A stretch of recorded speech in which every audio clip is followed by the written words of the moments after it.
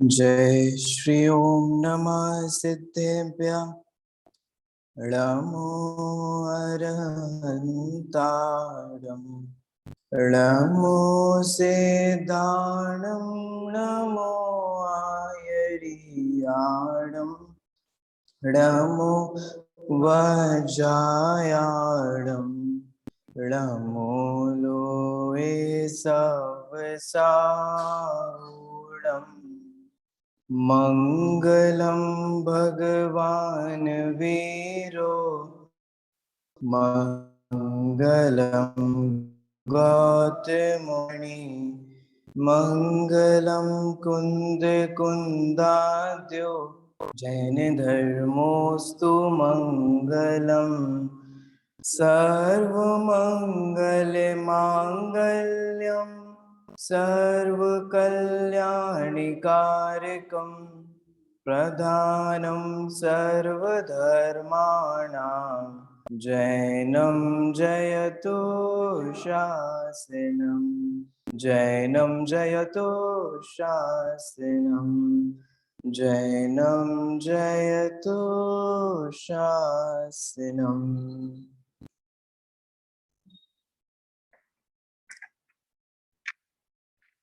ग्रंथ का मंगलाचरण।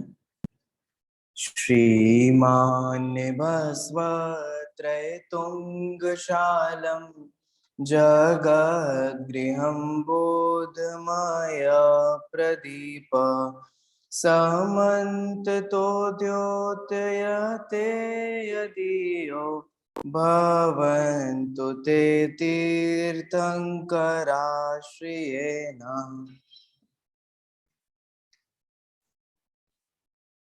अमित गति आचार्य द्वारा रचित धर्म परीक्षा ग्रंथ, जिसका 18वां परिच्छेद अपना यहाँ पर चल रहा है, और विविध मतों की उत्पत्ति कैसे हुई इस मूल प्रकरण के अंतर्गत यहाँ पे काल संबंधी चर्चा अपनी चल रही है। दो काल होते हैं जिनका प्रवर्तन स्वतः सहज होता है, जैसे दिन और रात का होता है।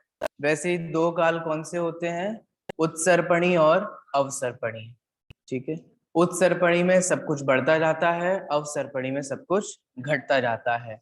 टोटल इनका काल जो होता है वो 10 कोड़ा कोड़ी सागर के लिए होता है, और इसमें 6 काल होते हैं। इन छठों काल का प्रवर्तन होता है। पहले से लेकर तीसरे काल में क्या रहती है?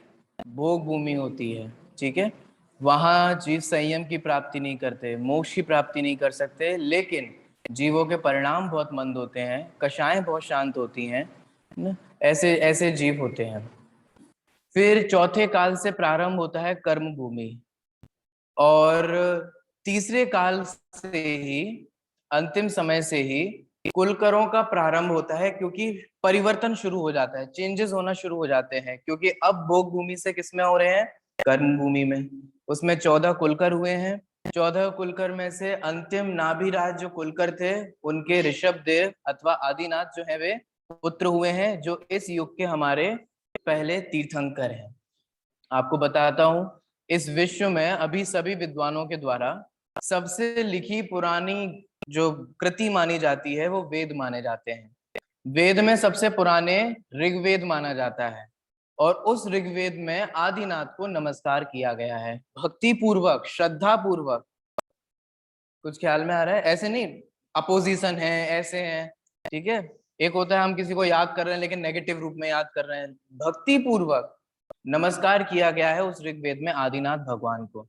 अब जो लोग कहते हैं जैन धर्म अभी का है, इधर का है, उधर का है, उनको विचार करना चाहिए कि वे आदिनाथ हमारे इस युग के पहले तीर्थंकर हैं। उनकी बात यहाँ पर चल रहा है। 84 लाख पूर्व की उनकी आयु है। 5 कल्याणक उनके होते हैं। 5 कल्याणक में से गर्भ कल्याणक और जन्म कल्याणक बहुत खुशी से देवों द्वारा मनाए गए, और यहाँ पे दीक्षा कल्याणक के प्रसंग की बात अपनी चल रही थी। जब नीलांजना की मृत्यु होती है, तो नीलांजना की मृत्यु को देख करके उनको जगत से वैराग्य आता है। मृत्यु तो हम भी देखते हैं और वैराग्य हमें भी आता है, लेकिन जैसे शमशान घाट से घर तक आते हैं वैसे हमारा वैराग्य भी समाप्त हो जाता है। हमारा वैराग्य बहुत क्षणिक है।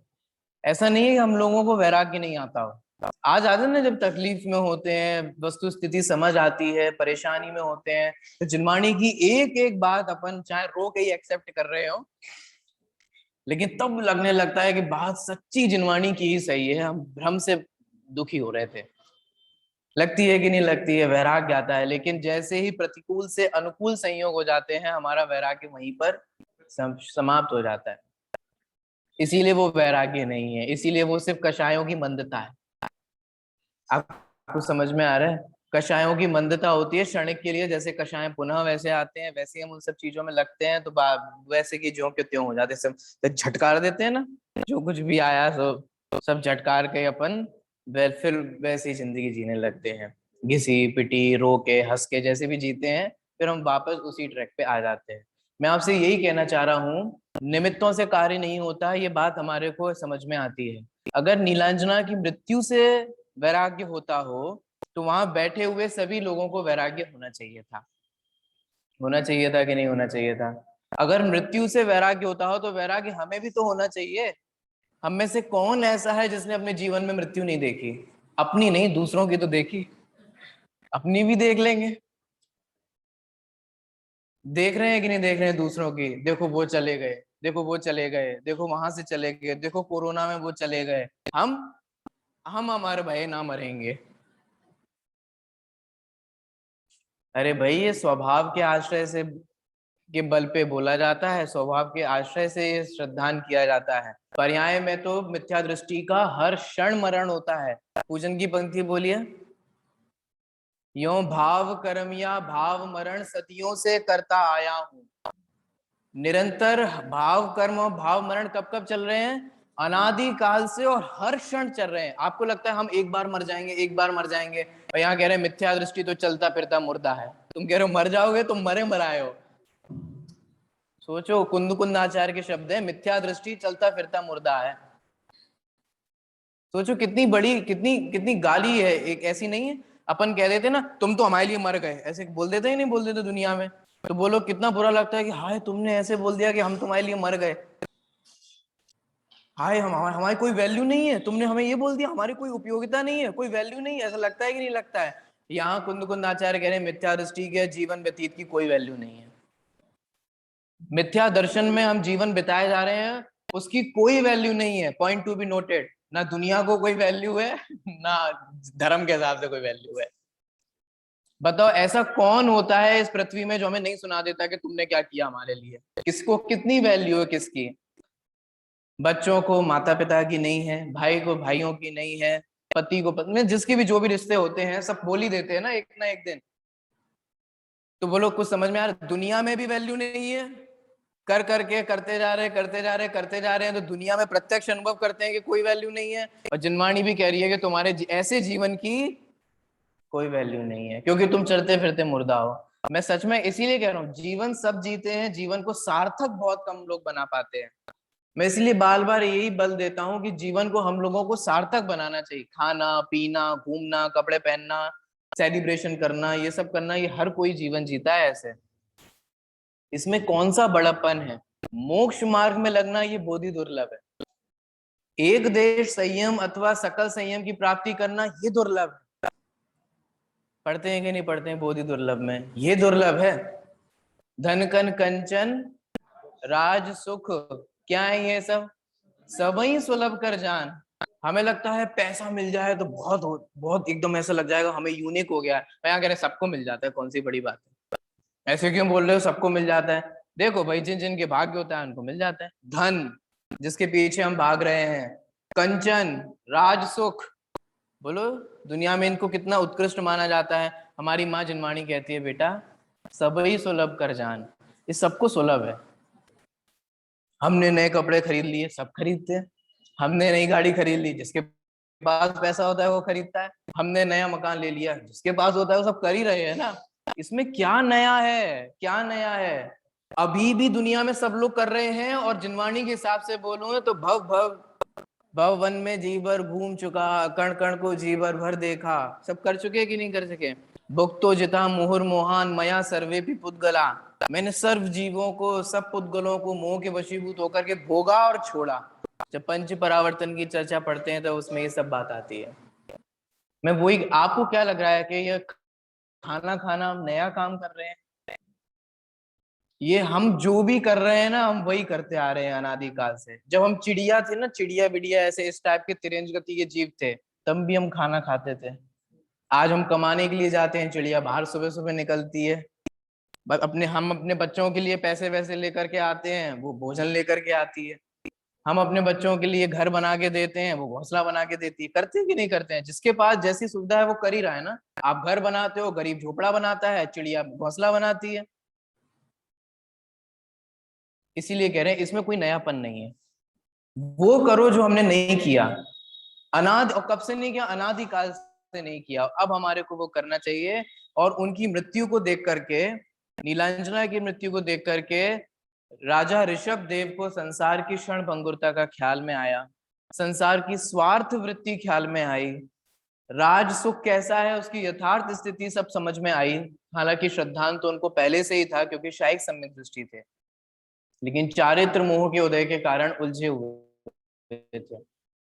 लेकिन जैसे ही काल लब्धि आई, पांचों समवाय मिले, भवितव्य हुई, उन सारे पांचों समवाय मिले, तब उनको तुरंत दीक्षा का भाव आता है। तो कल हमने यहाँ पर ये चर्चा की थी कि धन का कैसा स्वरूप है। अब ये सब विचार करने के बाद देखिए, सबका विचार, शरीर का विचार किया, धन का विचार किया, शरीर के जो आसपास जो हमारे कुटुंबी जन है उनका कैसा स्वरूप है, और पूरे संसार का कैसा स्वरूप है वो विचार किया। एक बात मैं आपसे कहूं, यहाँ वो विचार करते हैं कि कोई किसी का नहीं है। तीर्थंकरों की फैमिली में भी कुछ पॉइंट समझ में आ रहा है? देखो, हम सब लोग तो हीन पुण्य वाले हैं। हम सब लोग कैसे पुण्य वाले हैं? हीन। तो इसीलिए हमारे यहाँ तो खटपट खटपट खटपट चलती रहती है, क्योंकि हम लोग हीन पुण्य वाले हैं, हमारे वैसे उस प्रकार की अनुकूलता नहीं है। तीर्थंकर के जीव तो सर्वोत्कृष्ट होते हैं कि नहीं होते हैं? फिर भी वो ये विचार करते हैं कि जगत स्वार्थ है, परिवार में कोई किसी का नहीं है। हमारे को तो दिखता ही है। एक बात और बता दूं, जैसे हम लोगों की फैमिली होती है, वैसे तीर्थंकरों की फैमिली नहीं होती है। जैसे हम लोगों का जीवन होता है, वैसे तीर्थंकरों का जीवन नहीं होता है। माने कषाय होना, ये होना, फलाना होना, पति पत्नी में एक भी पुराणों में कोई झगड़े की बात ही नहीं कहते। आप देखो, पति भी पत्नी के अनुकूल है, पत्नी भी पति के अनुकूल है, नहीं होते तो अपने कर्मोदय का विचार करते हैं दोनों के दोनों। कुछ ख्याल में आ रहा है? माने जैसे हमारा परिवार है जो हमें समझ में आता है, या हमारा संसार जो हमारे को समझ में आता है, ऐसे तीर्थंकरों का नहीं होता। लेकिन फिर भी वो संसार को स्वार्थ समझ के, कोई अपना नहीं है ऐसा समझ करके उसको छोड़ करके दीक्षा लेते हैं। कुछ समझ में आ रहा है? क्योंकि बात ऐसी है कि संयोग चाहे अनुकूल हो चाहे प्रतिकूल हो, संयोग मेरे हैं ही नहीं। बात ऐसी है। ऐसा नहीं है कि प्रतिकूल संयोग मेरे नहीं है, ऐसा नहीं है कि प्रतिकूल बच्चा जो हो गया है वो मेरा नहीं है, लेकिन अनुकूल वाला जो बच्चा है वो मेरा है। ऐसा नहीं है। यहाँ कह रहे हैं कि कोई भी जीव, कोई भी व्यक्ति, कोई भी वस्तु, चाहे वो अनुकूल हो चाहे वो प्रतिकूल हो, आपकी नहीं है। लेकिन हाँ, अनुकूलता में अगर आप खुश होगे तो प्रतिकूलता में दुख होगे, संयोग में हर्षित होगे तो वियोग होने पर दुखी होगा। इसीलिए हमारे लिए कहा जाता है सुख और दुख दोनों में क्या धारण करना चाहिए? समता। ना सुख में ऐसे हे हाँ आप सही हो गया, आप सही हो गया, आप बहुत खुशी हो गया, आज से चेहरे पे एक अन्य नई प्रकार की रौनक सी आ गई है। और ना प्रतिकूलता में बिल्कुल चेहरे पे 12 बज रहे हैं। दोनों में ही, अनुकूलता में भी बोलो, कितनों को याद आता है जब आपके प्रति संयोग अनुकूल होते हैं तो कितनों को याद आता है ज्यादा उछलो मत, समता धारण करो? याद रहता है। प्रतिकूलता में तो याद आ भी जाता है, कदाचित धर्म सुना है, पढ़ा है। अनुकूलता में कहाँ याद कर पाते हैं, इसीलिए प्रतिकूलता में दुखी होते हैं। रामचंद्र जी को फर्क नहीं पड़ा। आप सोच सकते हो कितना एकदम से सब कुछ चेंज हो गया कि नहीं हो गया। पोस्टर छप रहे हैं, अब उस जमाने नहीं छपते थे, लेकिन आप सोचो ना, सब जगह खबरें जा रही हैं, ये हो रहा है, एडवर्टाइजमेंट हो गया, पूरी दुनिया को पता चल गया। अब नया कौन उत्तराधिकारी है? रामचंद्र जी है। तो पार्टी चल रही होगी, ये पार्टी पार्टी, दोस्तों को पार्टी दे रहे होंगे, घर में खूब ऐसा सब अच्छा हो रहा था। लेकिन फिर भी समता धारण किए हुए थे। इसीलिए जब उनको बोला गया कि नहीं नहीं, चेंज हो गया है, अब आपको वनवास जाना पड़ेगा, कोई ऑप्शन ही नहीं है, बड़े भाई के रहते हुए छोटे को कैसे राज्य मिलेगा, तो वो ऐसे कैसे, हम दुनिया को बताएंगे, हम सबको बताएंगे कि तुम हमारे साथ गलत कर रहे हो, हम कोर्ट में जाएंगे, हम अपने हक के लिए लड़ेंगे। उन्होंने कहा ठीक है, मंजूर है। आप कर देखो तो ये कितना बड़ा चेंज है। मैं आपको बोलूं कि आप जसवंत नगर की कमेटी के अध्यक्ष बनने वाले हो, एक कमेटी की, वो भी जसवंत नगर की, मैंने कितना छोटा है, उसमें भी हम एक से अध्यक्ष बन रहे, तो अब तुरंत हम कहते हैं नहीं अब आप नहीं बन रहे, तो कितनी लड़ाई हो, हाय तुमने ऐसे कैसे कर दिया, हाय हमारी बेइज्जती हो गई, हाय ऐसे होता है क्या, कितना बुरा लगे हमारे को, बोलो। और वहां तो वे अयोध्या के राजा थे, बनने वाले थे, सब जगह खुशियां खुशियां हो रही थी, और अचानक से उनको वियोग का समाचार मिला। इसीलिए मैं कह रहा हूं, वियोग में तो समता धारण करना ही है, लेकिन संयोग में भी समता धारण करना है। प्रतिकूलता में तो समता धारण करना ही है, लेकिन जब अनुकूल संयोग चल रहे हो ना, तो भी अपने मन को समझाना कि ये मेरे नहीं है, इनसे खुश होने की जरूरत नहीं है, अपना सुख तो अपने में है। विचार करिएगा, है ना। तो ये सब विचार करते हैं, कौन विचार करते हैं, तीर्थंकर के जीव, और वे तीर्थंकर के जीव अर्थात आदिनाथ ये सब विचार करके वन की ओर चले जाते हैं। तो देखिए अब आगे हम यहाँ से पढ़ने वाले हैं, पेज नंबर 168 पर सेकंड लास्ट पैराग्राफ। यही विचार करके, जो अभी हमने इतना सब पढ़ा ना पिछले दिनों में, वही विचार करके जिन अर्थात भगवान आदिनाथ तीर्थंकर, देखो अब कह रहे हैं कि भगवान आदिनाथ अभी भगवान हुए नहीं है, भगवान बनते हैं 13वें गुण स्थान में, जब अरहंत होते हैं तब से भगवान संज्ञा प्राप्त होती है। लेकिन फिर और तीर्थंकर भी पता है कहाँ कब बनते हैं, 13वें गुण स्थान में। इस देखो तीर्थंकर की परिभाषा पढ़ी है ना आप लोगों ने, बाल बोध में पढ़ाई भी है ना, सुनाओ क्या है तीर्थंकर की परिभाषा। नहीं शुरू से, हाँ, जो धर्म तीर्थ मुक्ति मार्ग का उपदेश देते हैं। सबसे पहले उपदेश की बात दी, कहाँ होता है, 13वें गुण स्थान में। जो समवशरण आदि विभूतियों से युक्त होते हैं, कब होता है, 13वें गुण स्थान में। जिनके तीर्थंकर नाम कर्म का महापुण्य का उदय होता है, कब आता है, 13वें गुण स्थान में। तो समझ में आ रहा है, तब तीर्थंकर बनते हैं, माने 13वें गुण स्थान में तीर्थंकर बनते हैं, अरहंत बनने पे तीर्थंकर बनते हैं। जो उससे पहले तो वे सिर्फ तीर्थंकर के जीव होते हैं, भविष्य में गारंटीड तीर्थंकर होने वाले हैं, इसलिए वो सारी व्यवस्थाएं होती।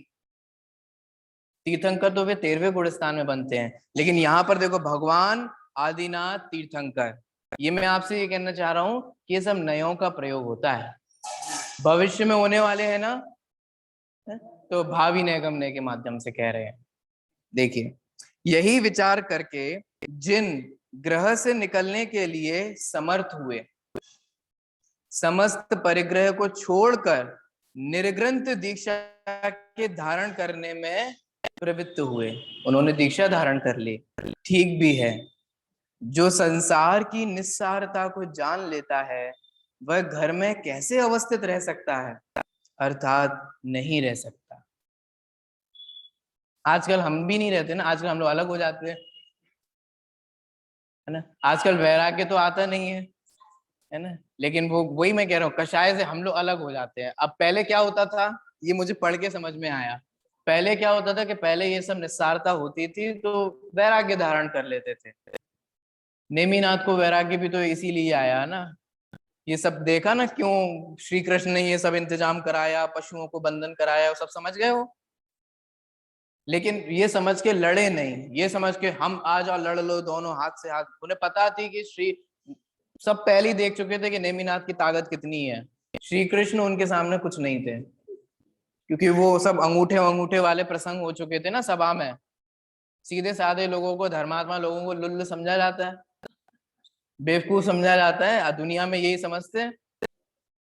नेमिनाथ शांत प्रकृति के थे, तो उन्हें समझते थे कि इनमें ताकत ही नहीं है, इनमें दम ही नहीं है, इनमें वो ही नहीं है। तो एक बार उन्होंने शक्ति का प्रदर्शन किया कि हमारा ये जो अंगूठा है, अब देख लेना हाथ का था कि पैर का था, जो भी हो, अंगूठी उंगली हिला दो, वो भी लास्ट वाली थी, ये जो सबसे कमजोर मानी जाती है।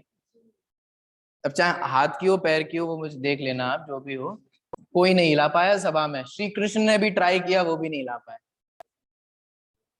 तो समझ में आ रहा है, तो श्री कृष्ण ये तो समझ गए थे कि इनसे युद्ध में नहीं जीता जा सकता है, लड़के नहीं जीत सकते हैं अपन, तो कहीं ना कोई स्ट्रेटजी, ये वैरागी प्रकृति के हैं। कुछ समझ में आ रहा है, आप देख रहे हो कैसे राजपाट होते हैं, कैसे संसार का स्वरूप है। तो इनका कुछ ऐसा निमित्त करना पड़ेगा, ऐसे संयोग बनाने पड़ेंगे जिससे इनको वैराग्य हो। तो वो सारी चीजें कराई गई, शादी पक्की करी गई, घर गृहस्थी में लगे, फिर वो सब पशुओं का क्रंदन देखा, वैराग्य आ गया। ये नहीं कहा कि हम अलग अलग कर लेंगे, है ना। आज हम लोग अलग अलग करने के मार्ग पे जा रहा है, क्योंकि कषाय अधिक है और वैराग्य है नहीं, धर्म है नहीं। तो हमारे को लगता है कि अलग हो जाएंगे तो सुखी हो जाएंगे, अलग रहने लगेंगे तो सुखी रहेंगे। देखो एक बात बताता हूँ, साथ रहने में भी दुख है और अलग रहने में भी दुख है, दोनों में ही है। आपको पता है गृहस्थ दशा में भी दुख है, और अगर सही से अगर गृहस्थ दशा का त्याग करके दीक्षा आदि धारण नहीं करो ना, तो आपको त्यागी लोग भी दुखी मिलेंगे। कुछ मैं कहना चाह रहा हूं, आप समझो। लेकिन आपको ये चूज करना होगा कि आपको कौन सा दुख चूज करना है, ये आपके ऊपर है। आपको गृहस्थ दशा में भी संघर्ष करने पड़ेंगे, अकेले रहोगे तो भी संघर्ष करने पड़ेंगे। एक अकेले रहने वाले या कोई जो ब्रह्मचर्य लेते हैं अथवा त्यागी बनते हैं, प्रतिमाएं धारण करते हैं, या कुछ भी संयम के मार्ग पे, उनके जीवन में अलग प्रकार के संघर्ष होते हैं, और गृहस्थ के जीवन में अलग प्रकार के संघर्ष होते हैं। संघर्ष में जीवन में, संसार में तो संघर्ष रहेंगे, ये बात तो आप नक्की मान लो। जिनके बच्चे होते हैं उनके संघर्ष होते हैं, जिनके बच्चे नहीं होते उन्हें अलग संघर्ष करने पड़ते हैं, होते कि नहीं होते। शादी करने वाले के संघर्ष अलग है, शादी नहीं करने वाले के संघर्ष अलग है, सबके संघर्ष अलग अलग। आपको ये चूज करना होता है। ये तो मैं व्यवहार की भाषा बोल रहा हूँ, वास्तव में तो जो होना होता है वही होता है कि हम कौन सा संघर्ष चूज करते हैं। तो उन्होंने ये कहा कि भैया ये संसार का स्वरूप तो मैंने देख लिया, समझ लिया, अब मुझे इसमें नहीं रहना। अब मुझे स्वार्थ वृत्ति ख्याल में आई, और यहाँ पर आदिनाथ भगवान ने दीक्षा ले ली। यहाँ ये इससे बात अपनी शुरू हुई थी कि जो संसार की निस्सारता को जान लेता है वह घर में कैसे अवस्थित रह सकता है, अर्थात नहीं रह सकता है। वे भगवान मोतियों के हारों से सुशोभित जिस पालकी के ऊपर विराजमान हुए, वह ऐसी प्रतीत होती थी जैसे मानो उन्हें लेने के लिए स्वयं सिद्ध भूमि ही आकर उपस्थित हुई हो। ठीक है, मानो वो सिद्धालय की भूमि आई हो कि चलिए हम आपको लेने आए। और पालकी वाला प्रसंग तो आप सबको ख्याल में है ही। ठीक है, पालकी कौन उठाता है, सब पंच कल्याणों में हमने देखे हैं ना, झगड़े देव और मानवों के। मैं झगड़े तो मैं ऐसे ही बोल रहा हूँ, चर्चा होती है, विमर्श होता है, और निष्कर्ष पे क्या निकलता है, कौन पालकी उठाता है ना, मनुष्य। हम आगे आकर के, है ना। और क्या तर्क दे करके, संयम धारण करके। और जैसे ही पालकी में सब भगवान की सारी क्रियाएं होती हैं, वैसे ही वापस आ जाते हैं। जिस लॉजिक से आप विचार करना, हम संयम धारण कर सकते हैं, इस लॉजिक से हमने वो पालकी उठाई। तो संयम धारण करो ना, कर सकते हैं, ये शक्ति सामर्थ्य की बात है, लेकिन हम कहाँ करते हैं। सच सच बोलूं, अभी तो मैं आपको सम्यक दर्शन की बोलता हूं। हम में से कितने लोग ऐसा सोचते हैं कि हम जीवन में अनुव्रत अंगीकार करेंगे, बोलो। आप में से कितनों ने सोचा है, कभी सोचा है? नहीं सोचा तो सोचना चाहिए। बोलो, कभी ऐसा विकल्प भी आता है कि हम आर्य का व्रत कैसे अंगीकार करेंगे? कभी कभी विकल्प ही नहीं आता, तो प्रैक्टिस तो दूर की बात है। डॉक्टर बनने से पहले डॉक्टर बनने के विकल्प आते हैं कि नहीं आते हैं? हम आर्यका बनेंगे, हम मुनि बनेंगे, हम अणुव्रत लेंगे, ये बात की बात है। लेकिन अभी जब नहीं ले पा रहे हैं तो उस दशा में विकल्प तो आने चाहिए। अभी विकल्प ही नहीं आते तो जीवन में कैसे आएंगे? मैं ये भी कहना चाह रहा हूँ आप लोगों से, आप लोगों के सब ये निमित्त से, क्योंकि मैंने मेरा सोच रखा है, इसलिए मैं चाहता हूँ आप भी अपना सोचो। कब लेंगे हम अणुव्रत, कब हम संयम के मार्ग पे आगे बढ़ेंगे, तो ये सब सोचना चाहिए, ये सब विचार करना चाहिए। ठीक है, देखिए उस पालकी को सर्वप्रथम राजाओं ने ऊपर उठाकर अपने कंधों पर रखा, तत्पश्चात फिर उसे देवों ने ग्रहण किया, वे उसे उठाकर ले गए। ठीक है, धर्म के कामों में सभी बुद्धिमान प्रवृत्त हुआ करते हैं। अपनी अभी पालकी जाती है ना, तो अपन सब लोग, सारे पुरुष लोग करते हैं ना, थोड़ा हम लगा लें, थोड़ा हम लगा लें, सब लोग कहते हैं, ऐसे सबने किया। आगे इस प्रकार से भगवान जिनेंद्र शकट नाम के उद्यान में पहुंचे, और वहां उन्होंने वट वृक्ष के नीचे पद्मासन से अवस्थित होकर अपने शरीर के ऊपर से भूषणों को अर्थात ऑर्नामेंट्स, ज्वेलरी वगैरह को, सभी वस्त्राभरणों को, कपड़ों को पृथक कर दिया। तत्पश्चात उन्होंने दृढ़ मुष्टि से संयुक्त होकर सिद्धों को नमस्कार करते हुए, ये तो आपको ख्याल में ही है, तीर्थंकर के जीव पंच परमेश्वरी को नमस्कार नहीं करते, सिर्फ सिद्धों को नमस्कार कहते हैं। ओम भी नहीं बोलते, क्योंकि ओम में पांचों परमेष्टि सम्मिलित होते। नमः सिद्धेभ्या, सिद्धों को नमस्कार करते हैं। सिद्धों को नमस्कार करते हुए 5 मुष्टियों के द्वारा, ये एक बात और बता दूं, ये सिर्फ तीर्थंकर के जीवों के साथ होता है ना। ऐसा हर कोई पंच मुष्टि में ही होना चाहिए और वही आदर्श होता है, ऐसा नहीं होता है। तीर्थंकर के जीवों को पंच मुष्टि के द्वारा शीघ्र ही अपने केशों को उखाड़ डाला, क्योंकि केश श्रृंगारता के प्रतीक है। करते कि नहीं, फैशन चल रही है नहीं चल रही, बोलो। ऐसा तो नहीं कि हम कपड़े ही पहन के फिर फैशनेबल फील करते हैं।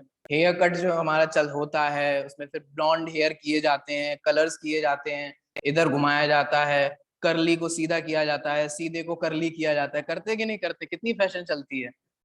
अलग अलग वो ऐसे क्या आते हैं, वो ऐसे होते हैं ना, वो करने वाले जो भी होते हैं उनको, है ना, उनसे वो सब किया जाता है, ये सब होता रहता है, कितना कितना टाइम लगता है। तो ये बाल भी जो है वो श्रृंगार का प्रतीक होते हैं। केश, केश भी है वो भी श्रृंगार, और वो कोई किसी प्रकार का कोई श्रृंगार नहीं रखते। अपने केशों को उखाड़ डाला और उनका लोच कर दिया। तत्पश्चात मंगलमय शरीर से संयुक्त अतिशय बलवान तथा मनुष्य एवं देवों से आराधित वे भगवान सुमेरु के समान स्थित होकर ऊर्ध्वी भूत स्थित हुए और कायोत्सर्ग से ध्यान में लीन हो गए। और अब जाकर के उनके जीवन में 7वां गुणस्थान आया। आपको पता है, जब तीर्थंकर के जीव दीक्षा लेते हैं तो उस समय वे मुनिराज नहीं होते हैं। देखिए समझिए, मैं आपको कर्णानियुग से कुछ समझाना चाह रहा हूँ, कोई विषय समझाना चाह। कर्णानियुग का विषय है, एक बहुत प्रकरण चलता है द्रव्यलिंगी मुनिराज का और भावलिंगी मुनिराज का, है ना। तीर्थंकर के जीव अथवा कोई भी जीव सबसे पहले द्रव्यलिंगी बनते हैं और फिर बाद में भावलिंगी होते हैं। देखिए यहाँ पर पढ़िए क्या कहना चाह रहे हैं। सब द्रव्यलिंगी का मतलब है बाह्य में 28 मूल गुणों का बुद्धि पूर्वक पालन। तो सबसे पहले केश लोच होगा, वस्त्रों का त्याग होगा, ये सारी चीजें होंगी कि नहीं होंगी। उस समय भी वे सच्चे मुनिराज नहीं होते, ये कहना चाह रहा हूँ। उस समय भी वे द्रव्यलिंगी मुनिराज हैं। तो कब बनते हैं फिर सच्चे मुनिराज, कब बनते हैं? जब वे सब कुछ त्याग करके, अब जो कह रहे हैं ना, कायोत्सर्ग में ध्यान की मुद्रा में बैठते हैं, उस ध्यान अवस्था में उनके 7वां गुणस्थान प्रकट होता है। फिर जब 7वें से लौटते तब 6वां गुणस्थान होता है। अभी इनके जो तीर्थंकर के जीव हैं, द्रव्य, अगर हम वैसे द्रव्यलिंगी मुनिराज की बात करें तो 1 से लेकर 5 तक के गुणस्थान वर्ती द्रव्यलिंगी मुनिराज होते हैं।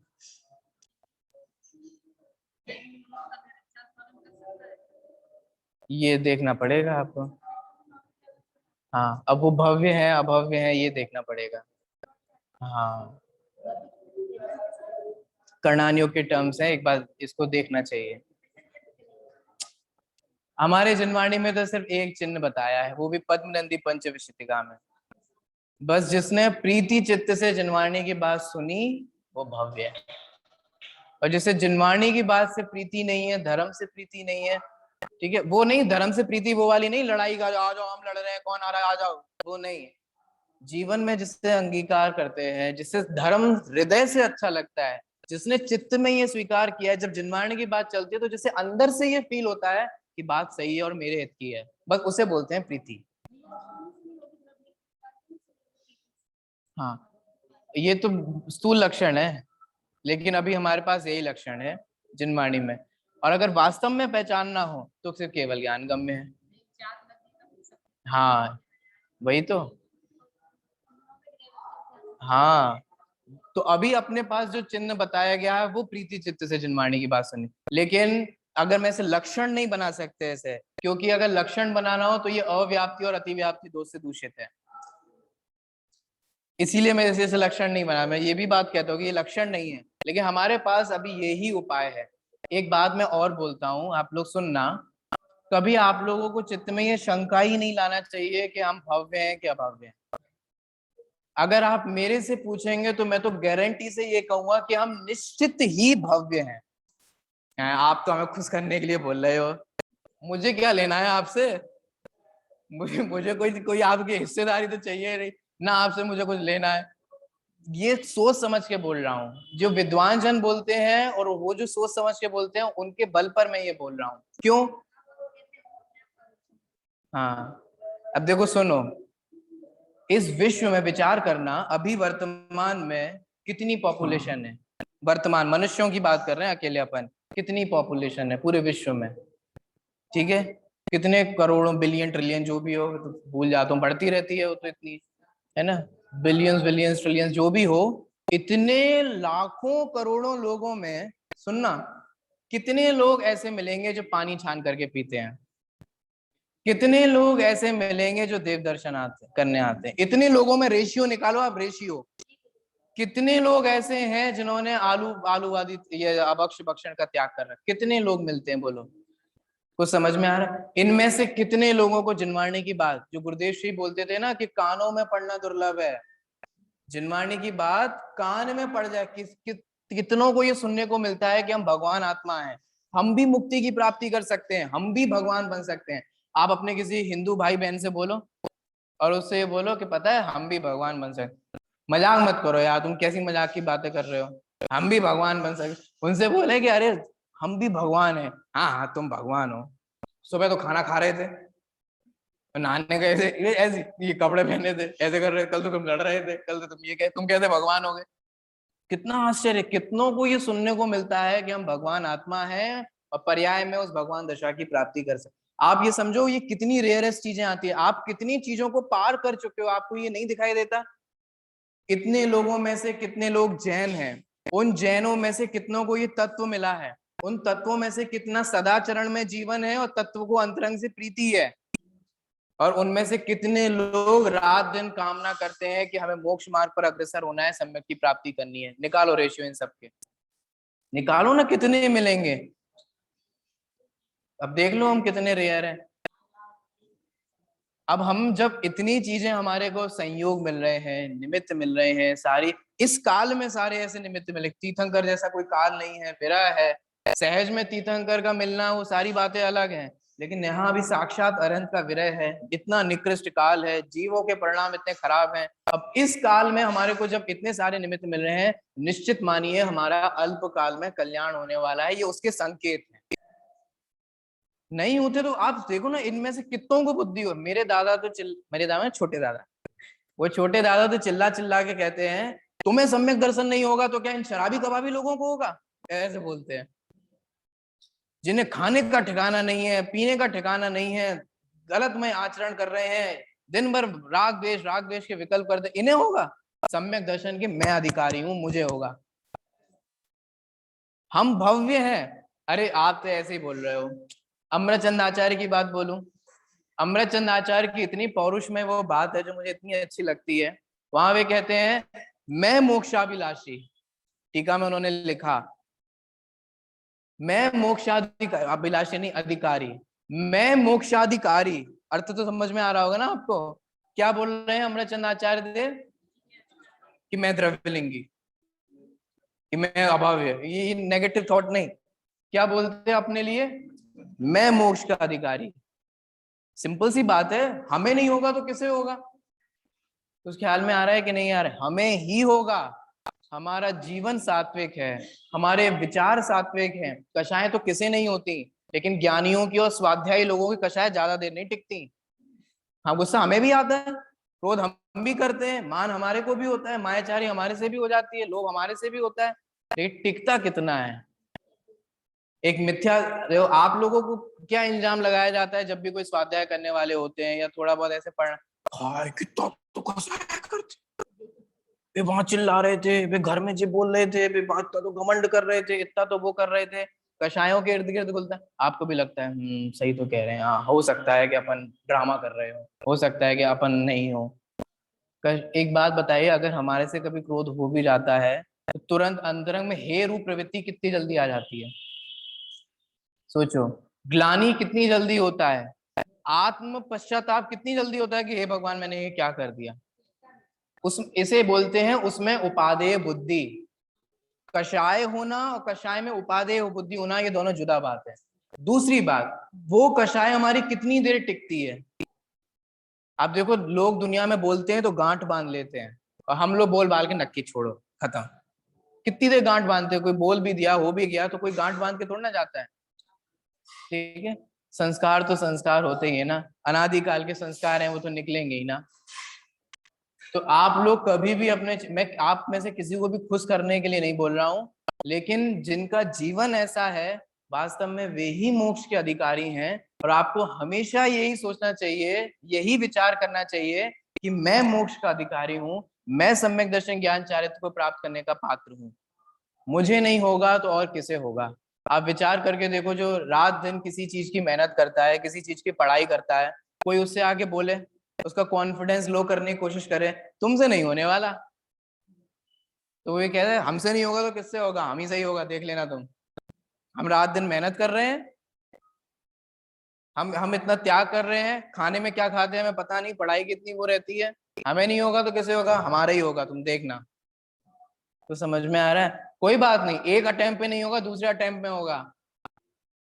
एग्जाम्स के अटेम्प्ट होते हैं ना, दूसरे अटेम्प्ट में नहीं होगा तीसरे अटेम्प्ट में होगा। चिंता मत करो, इस भव में नहीं होगा अगले भव में हो जाएगा, होगा हमें ही। ये निश्चित मानना, अगर हम इस भव से सम्यक लेकर ना भी जा पाए तो ये जिनवाणी के संस्कार लेकर के जाएंगे। जीवों को तिरंज गति में जाति स्मरण हो जाता है और सम्यक दर्शन हो जाता है। ख्याल में आ रहा है, पुराण भरे पड़े हैं। कभी ये मत सोचना कि हाय हम इतना धर्म करेंगे वो बर्बाद चला जाएगा अगर सम्यक दर्शन नहीं होगा। कोई बात नहीं, इस भव हम तो पूरा अटेम्प्ट करेंगे, अपनी तरफ से हम पुरुषार्थी नहीं होंगे, लेकिन अगर कदाचित नहीं भी हो तो हमारा कुछ बर्बाद जाने वाला नहीं है, कुछ बर्बाद जाने वाला नहीं है। सारे संस्कार, सारी हमारी मेहनत साथ जाने वाली है। जो पाप करते हैं उनका पाप साथ जाता है। हाँ सही बात कह रहे हैं दादाजी, जितने भी भवों की परंपरा आती है वो हमारे को यही तो सिखाती है। तीर्थंकर के जीवों के 8-8 10-10 भव क्यों बताए जाते हैं बोलो? सिर्फ तीर्थंकर के भव वाला ही भव क्यों नहीं बताया जाता? क्योंकि आपको ये दिखाना चाह रहे हैं आचार्य कि देखो धर्म का प्रारंभ कहाँ से हो जाता है। ये जो आज भगवान महावीर बैठे हैं ना वेदी पर, इनका तब से प्रारंभ हो गया था जब ये चांद डालते और मार मार के मांस खाते थे, तब शुरू हुआ था, सिर्फ एक कौवे के मांस को छोड़ के। हुआ था कि नहीं हुआ था?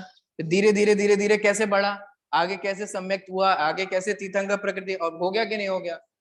ऐसे हो जाएगा। संस्कार गए कि नहीं गए, कुछ निष्फल रहा क्या?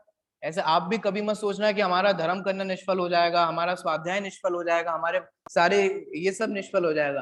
कुछ निष्फल होने वाला नहीं है, सब संस्कार जाने वाले हैं। और हमेशा ये विचार करना कि हम ही मोक्ष के अधिकारी हैं, अल्प भव में हम सब लोग सिद्धालय में जाने वाले हैं, ये गारंटी है। चलिए समय अपना हो गया है, आगे जो मुनिराज की बात है, अब कायोग सर्ग में ध्यान में चले जाते हैं।